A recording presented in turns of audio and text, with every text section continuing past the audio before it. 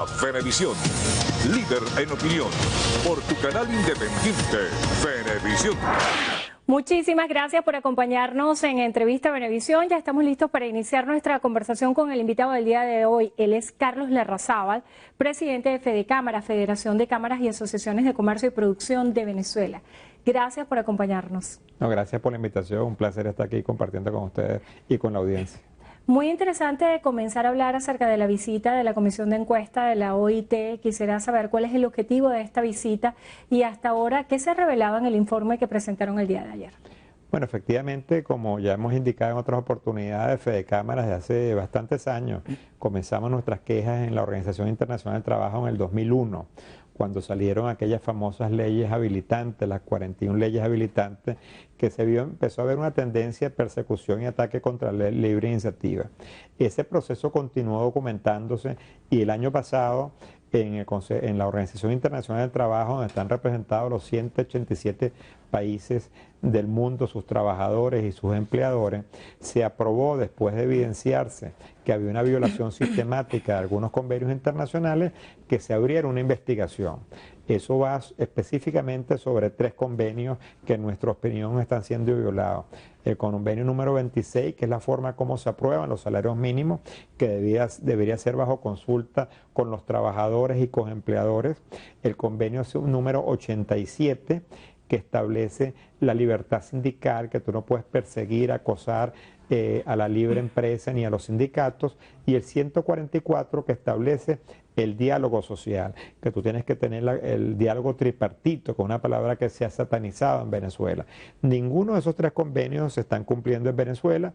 Se designó un jurado de alto nivel, que fue juramentado el 8 de agosto del año pasado.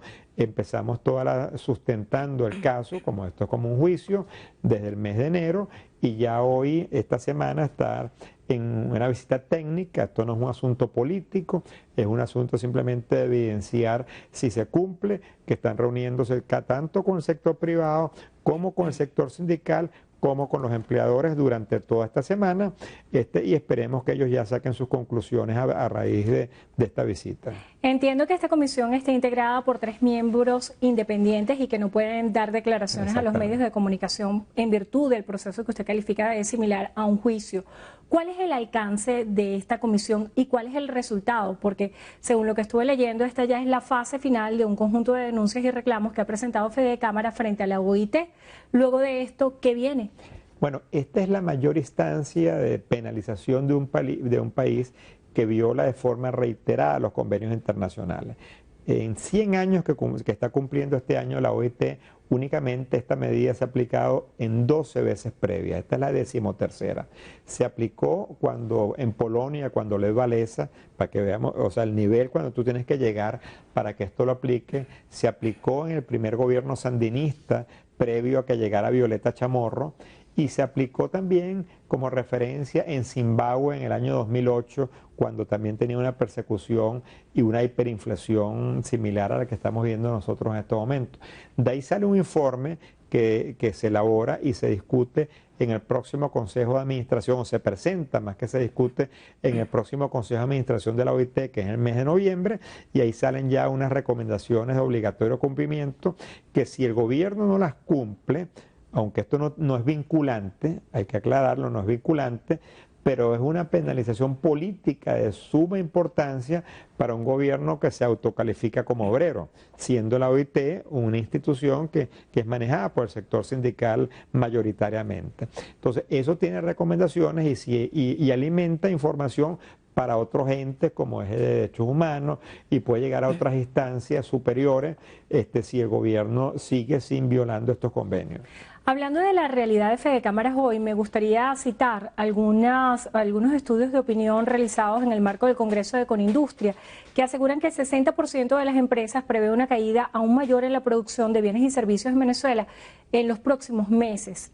Ya estamos cerrando este semestre, arrancando el semestre final del año. ¿Cuál es el balance que hay a la fecha en FEDECámaras? Fíjate, el balance lamentablemente es muy negativo. Las mismas cifras del Banco Central de Venezuela sí lo han reflejado en el informe que dio el pasado mes de noviembre. Tenemos una caída histórica del Producto Interno Bruto en los últimos 4 años que ya está rondando el 60%. Hay sectores como el de la construcción que está paralizado un 95%. En la misma industria, como lo dice con industria, está paralizada de una forma significativa. El comercio. Pero eso nos ha llevado a nosotros a ser propositivos. Nosotros acabamos de terminar un documento que ya está publicado en la página web de Fedecámara, fedecámara.org.be, que es cómo relanzar el aparato productivo venezolano. Hemos analizado durante 14 meses con más de 3.000 horas hombres de estudios en 9 sectores de la economía, de los 15 que hacen vida en Fedecámara. ¿Cuáles son los temas transversales que afectan a todos los sectores? Los temas económicos, los temas laborales, los temas fiscales, los temas de las empresas que han sido tomadas por el Estado, los temas de comercio internacional, los temas de tecnología y actualización de innovación. Y después cada sector levantó cuáles son las trabas que cada uno de ellos tiene para su actividad con las propuestas correspondientes, para que las podamos discutir con el gobierno que esté de turno, buscando soluciones para el problema que tenemos. Y estamos convencidos que si aquí se hacen las cosas bien, Venezuela se recupera rápidamente, porque estamos quizás en el sótano 58 de la economía, pero lo importante es que nosotros no dejamos de ser propositivos y esos son los temas que vamos a plantear en nuestra próxima asamblea de Fedecámara la semana que viene, cuáles son los retos que tiene Fedecámara, que tiene Venezuela de aquí en adelante. Muy interesante eso, sobre todo de la actividad de la Asamblea Anual de Fedecámara, es la número 75, que históricamente es muy emblemática en nuestro país por el contenido que allí se desprende. La denomina Venezuela el gran reto y comprende un conjunto de ponencias. ¿Cómo superar la crisis económica en Venezuela? Que es una pregunta que nos hacemos a diario todos los ciudadanos. Fíjate, nosotros quisimos enfocar la asamblea en la parte propositiva. Yo creo que ya Venezuela conoce el diagnóstico, sabemos que tenemos una economía destruida en lo económico, en lo social, en lo político, y nos enfocamos en tener una serie de paneles de expertos y analistas para discutir diferentes retos. El primer reto que vamos a discutir es cómo superar la crisis agroalimentaria de producción de alimentos que tenemos, que ya toma avisos de crisis humanitaria, porque tenemos una situación sumamente grave. Ahí vamos a tener a toda la cadena agroproductiva del país, desde el sector primario hasta las cadenas de supermercados, a la asociación que representa el sector comercio. Vamos a ver también cómo superar la crisis productiva, donde también tenemos, y cómo verla también con enfoque financiero, que es un tema que hoy está muy grave, porque por las medidas, el encaje legal que ha puesto el gobierno, no hay crédito en el país. El reto social, no podemos arreglar lo económico si no arreglamos lo social. También vamos a ver cómo superamos el reto de la crisis social. Si no se arregla lo social, no hay sostenibilidad política en una transición. Cómo enfrentar el reto político, por otro lado, que es un tema grueso, porque la crisis política hay que solventarla de la mejor manera posible para que puedas tener gobernabilidad. Acerca de ese punto, permítame atajarle un momento. Hablan aquí de superar la crisis política y garantizar la gobernabilidad. En este momento se dan anuncios de que se retoma un proceso de diálogo. ¿Cuáles serían las expectativas del sector empresarial en esta nueva senda que se va a encaminar a partir de ahora? Bueno, a nosotros nos parece muy positivo que se esté retomando el diálogo ahora en Barbados, donde se lleguen a conclusiones. Yo creo que la delegación que tienen los representantes de la oposición, una delegación muy sólida, muy estructurada, pero también hay que entender, y esperemos que el gobierno lo entienda de esa manera, que hay que buscar una salida política, democrática.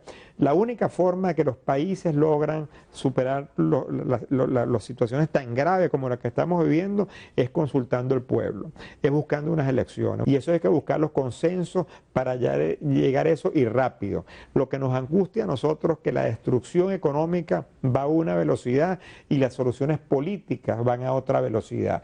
La presión internacional va a una velocidad y el deterioro de la calidad del venezolano va de una forma impresionantemente rápido, poniéndose en una situación peor. Por eso el tiempo al que perjudica es el venezolano. Y ahorita no hay un sector económico, no hay un venezolano que no esté sufriendo la crisis.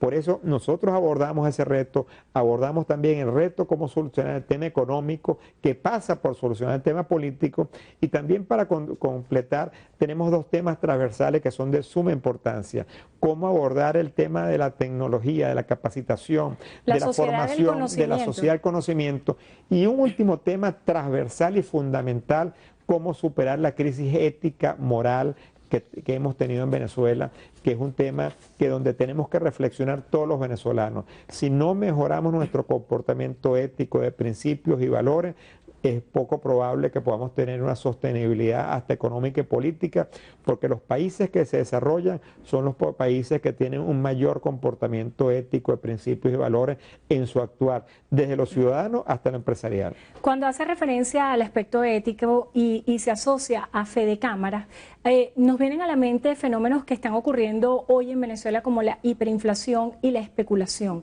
Desde el punto de vista empresarial, ¿cómo luchar contra estos estigmas a los cuales se somete constantemente al empresario privado?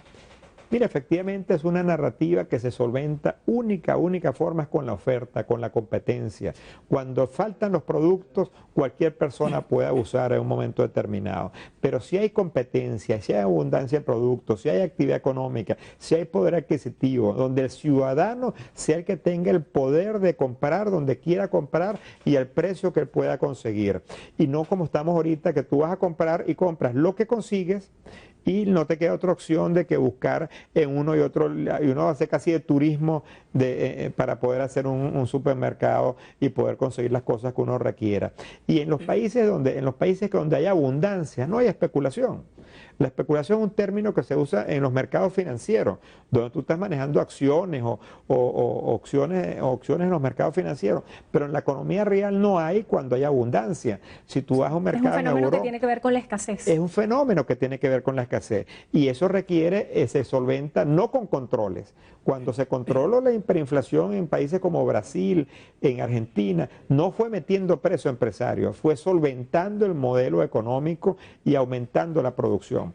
Y eso es la solución que hay que buscarla, no persiguiendo la empresa privada. Larrazábal, ya se está cumpliendo el ciclo de usted al frente como presidente de Fede Cámaras. ¿Cuál sería el legado que deja su presidencia a esta organización y qué aprendió en este tiempo?